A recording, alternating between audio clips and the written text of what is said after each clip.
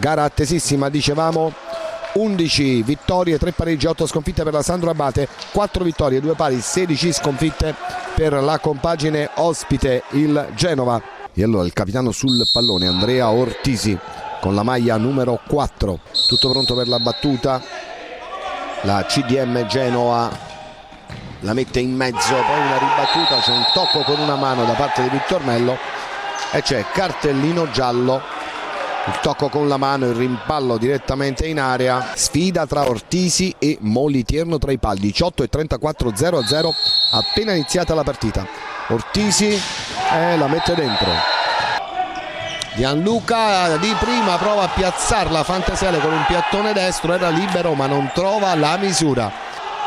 Riparte ancora Genova, la grande occasione, il tocco sotto e questa volta il capitano Andrea Ortisi, l'universale, che si mangia un gol fatto.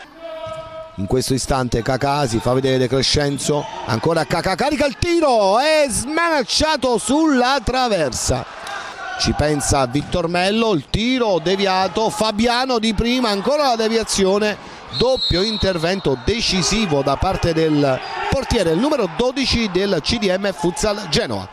Poi riparte la squadra ospite, buono il suggerimento, 3 contro 2, palla ancora in mezzo, Bebettigno si scontra con un avversario, per il direttore di gara è tutto regolare, non c'è il fallo in area. Cacà, Fantasele, la finta, Fantasele se ne va, la conclusione, palo e palla fuori con una deviazione rimessa ancora per Avellino. Il parquet, Fabiano Assad, la battuta, si gira e il gol in sforbiciata.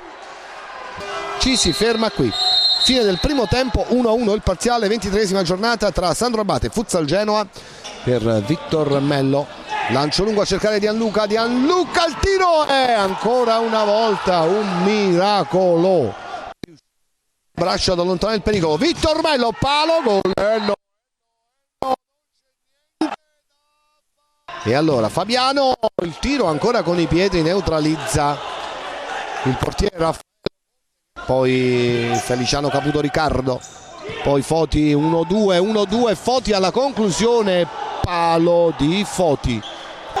Fantasele, 3 contro 3, Gianluca, era sulla linea, Gianluca, palo di Gianluca. Caputo carica il tiro, ribattuto da Gianluca in velocità, Gianluca, gol! Gianluca!